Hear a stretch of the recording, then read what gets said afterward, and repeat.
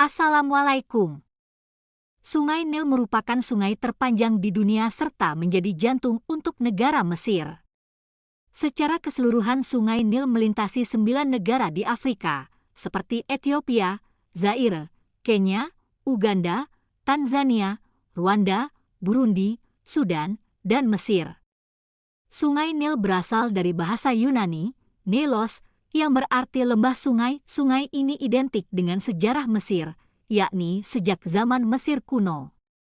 Sungai Nil mempunyai peranan penting dalam peradaban, kehidupan, dan sejarah bangsa Mesir sejak ribuan tahun lalu.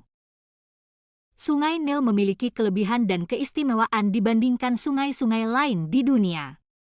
Di samping panjangnya mencapai 6.670 km yang membentang dari selatan ke utara, Sungai Nil juga membentang pada garis 3,30 derajat lintang selatan sampai 31 derajat lintang utara. Dengan kata lain, sungai ini memotong lebih dari 34,5 derajat garis lintang. Inilah yang membedakan Nil dengan sungai-sungai lainnya di dunia, karena kebanyakan sungai di dunia mengalir ke arah timur atau ke barat. Sebaliknya, Sungai Nil merupakan sungai yang mengalir melalui daerah-daerah yang beragam dan dengan iklimnya yang bermacam-macam pula. Kehidupan setiap makhluk ciptaan Allah Subhanahu wa Ta'ala adalah misteri, begitu juga dengan sumber air Sungai Nil ini.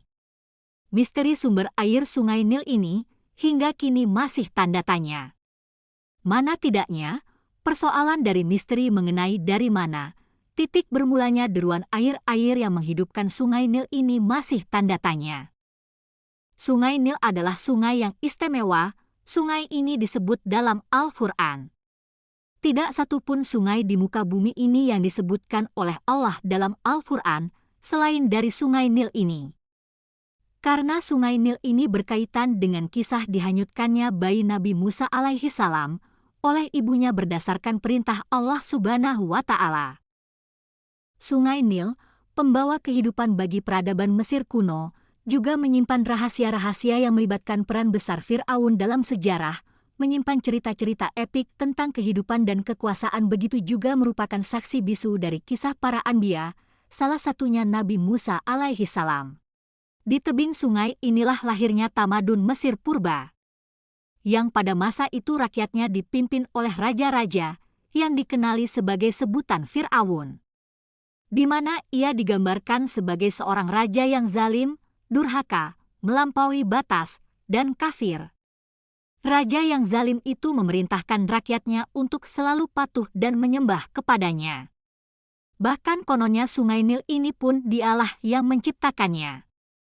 Sungai Nil memiliki 3 anak sungai utama, Nil Putih, Nil Biru, dan Atbara.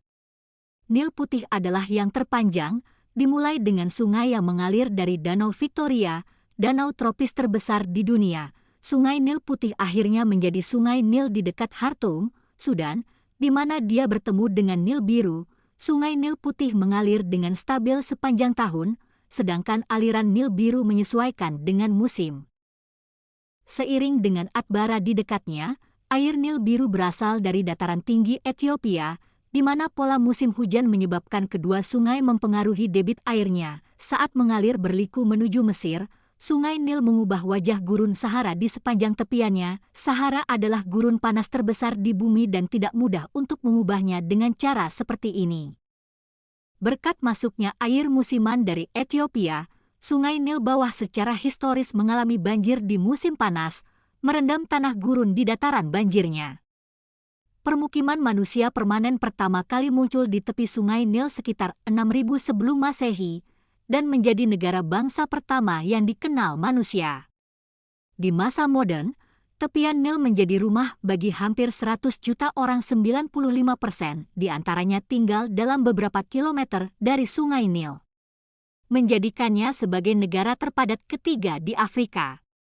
Dan salah satu tanaman Nil yang paling terkenal adalah papirus, tumbuhan air berbunga yang tumbuh sebagai alang-alang tinggi di air dangkal.